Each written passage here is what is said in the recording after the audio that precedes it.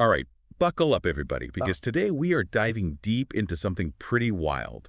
How do we make decisions when we're facing, like extreme uncertainty, the kind of situations where there's no data, no past experience to guide us? yeah, think of it like navigating in the dark, like in a totally new terrain with no map, no compass. Our usual logic and past experiences, those tools just kind of fall apart. Exactly, and that's what's so cool about the paper we're looking at today. It's called Decision Making Under Extreme Uncertainty, eristic rather than heuristic.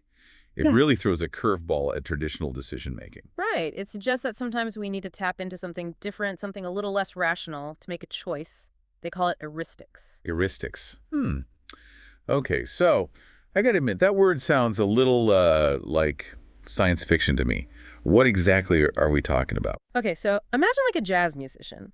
They've got the basic melody, the structure of the song. That's kind of like our goals, right? The outcome we want. But to really bring the music to life, they got to improvise. Trying new things, maybe even break the rules a bit. Those improvisations, that's heuristics in action.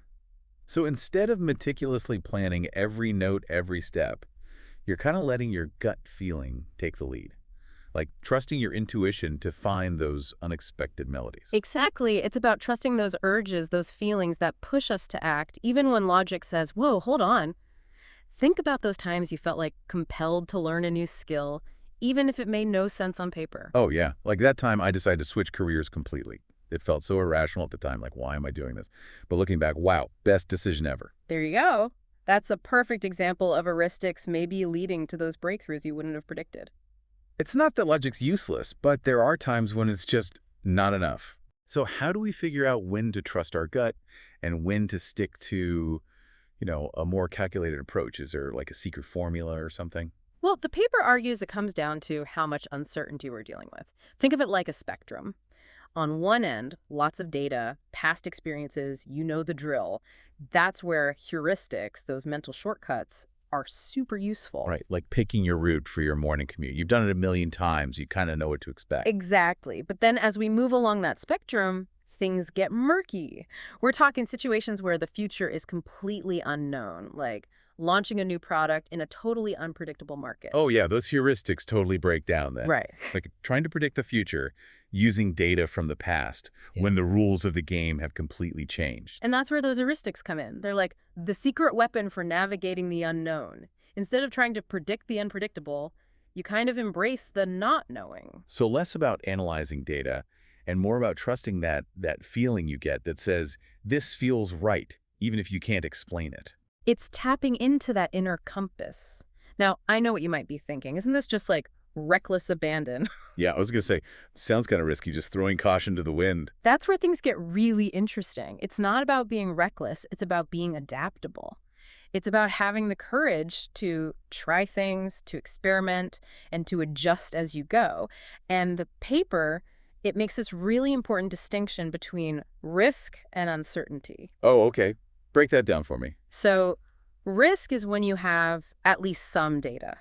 You can calculate probabilities, assess different outcomes. Uncertainty, especially the kind this paper focuses on, is when those data points are just missing. Like playing poker. You know the odds of certain hands, but imagine a brand new game with totally made-up rules. Right. A lot of research focuses on what's called Nician uncertainty, which is when you don't have solid numbers, but you at least have some clues, some sense of the possibilities. Okay, so that's like trying to guess if a new song's going to be a hit. Yeah. You don't have sales numbers, Mm. but you can kind of look at the artist, the genre, what's popular right now. Exactly. But what we're talking about here is even beyond that. It's extreme uncertainty, where even those clues are missing, like stepping into uncharted territory where the only guide is your own intuition. That is exciting. Feels kind of like being an explorer, setting sail for a new world. You don't know what's out there, but you just got to trust your gut to lead you to something cool. And sometimes those irrational choices lead to the most amazing discoveries. Think of all the great inventions, the game-changing ideas that were first dismissed as crazy. Those were often driven by heuristics, by that belief in something that couldn't yet be explained by logic or data. I'm starting to see the appeal of this whole heuristics thing, but there's got to be a catch, right? I mean, trusting your gut all the time can't possibly be a recipe for like guaranteed success. You're absolutely right. There's a flip side to this coin, and that's what we need to explore next. We've got to talk about those potential downsides of heuristics, those biases and pitfalls that can really trip us up if we're not careful. All right, listeners, I'm on the edge of my seat here. We'll be back in a flash to unpack those potential pitfalls. Don't go anywhere. Okay, so we're back, and we've been talking about these heuristics, how sometimes those gut feelings and passions can lead us to some pretty amazing places, especially when we're in totally uncharted territory. Right, when the future's a total mystery. But we also touched on the fact that there can be some downsides to relying too heavily on heuristics. Yeah, you hinted that there might be some traps waiting for us if we're not careful.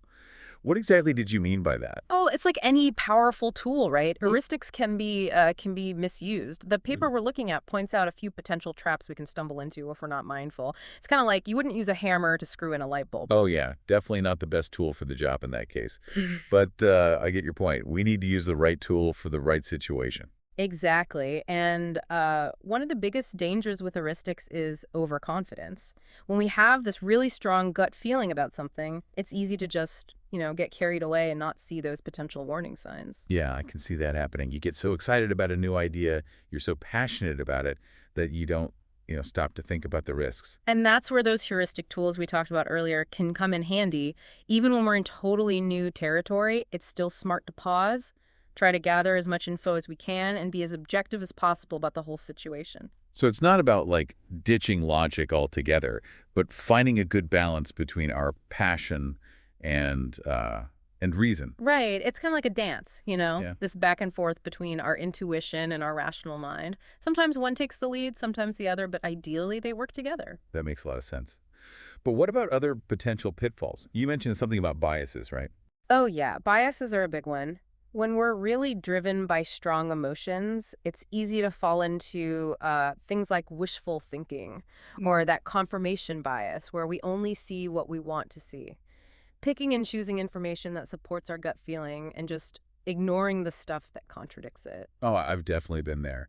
Holding on to an idea even when like all the signs are telling me to move on, letting go of something you're passionate about, it's hard. It is tough, but that's why being self-aware is so important. We got to be able to recognize those times when our emotions might be clouding our judgment. And that's also where getting an outside perspective can be super helpful. You mean like talking it over with someone who can give you a more objective viewpoint? Exactly. Someone who can, ask the tough questions, challenge our assumptions, and help us see the bigger picture. But what about those situations where you're kind of on your own, navigating a totally new situation and you don't have anyone to turn to for advice? How do you find that balance within yourself? That's a really great question. And that's where we're developing that ability to reflect, to really look inward becomes crucial. We need to carve out time for those quiet moments of introspection. Step back from all those intense emotions and ask ourselves, is this really the best path?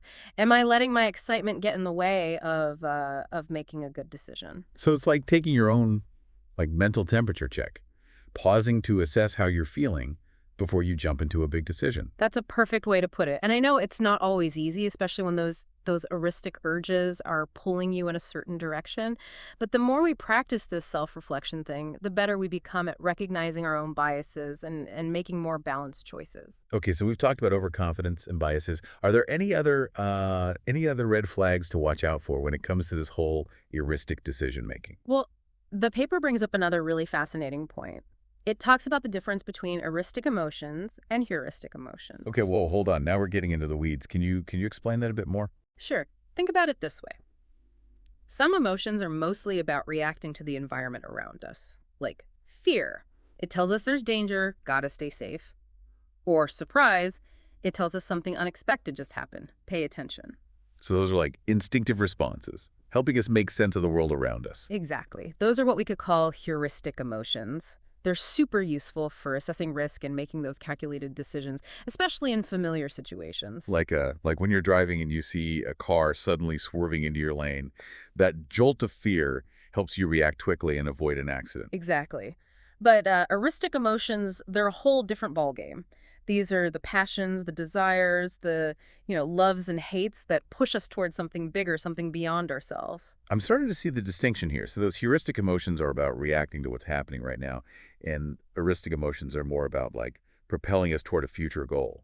You got it. Eristic emotions are what fuel those late nights you spend working on a project you're passionate about, even when you know, logically, you should be sleeping.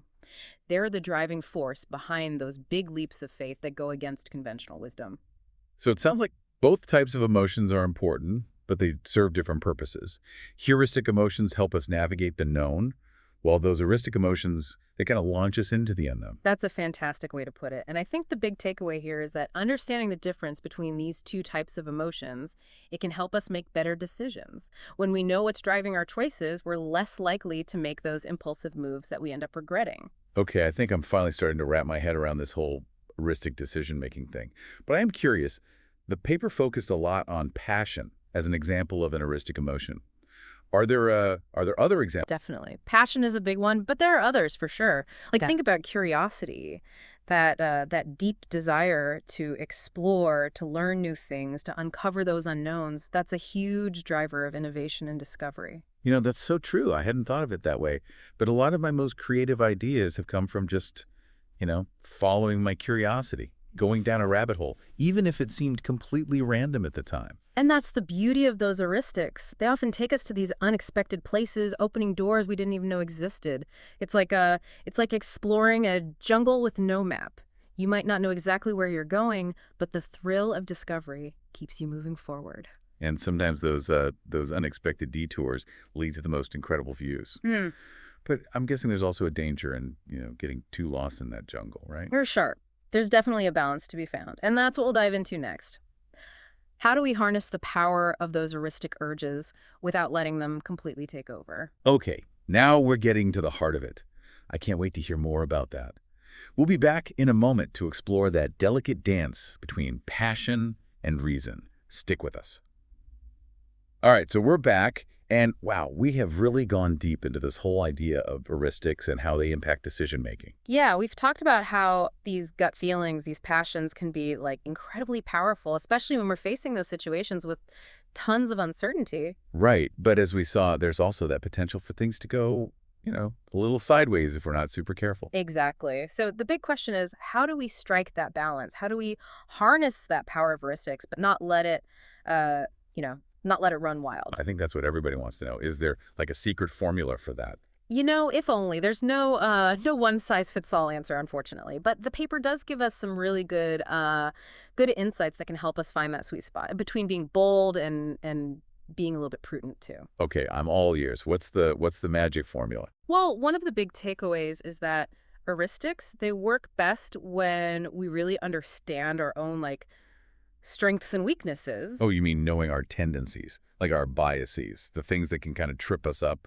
when we're making a decision? Exactly. We need to be aware of our own personal jungle, so Yeah. to speak. Those areas where our emotions might lead us down a path that might not be in our best interest. So it's kind of like having a map of our own, internal landscape, right? Yeah. Knowing where the potential dangers are. That is a great analogy. And one way to make that map is through, honest self-reflection, looking at our past decisions, the good ones and the not so good ones, and really asking ourselves, okay, what worked, what didn't work, and how did my emotions play into that? So basically learning from experience, taking those lessons and using them to, make better decisions in the future. Exactly. And it's also about recognizing that our emotions, they can change over time, right? Yeah. What might have been a big motivator 5 years ago might not be as relevant today. Our passions shift, our priorities change, and it's important to be aware of that. Yeah, it makes me think of that saying, the only constant is change.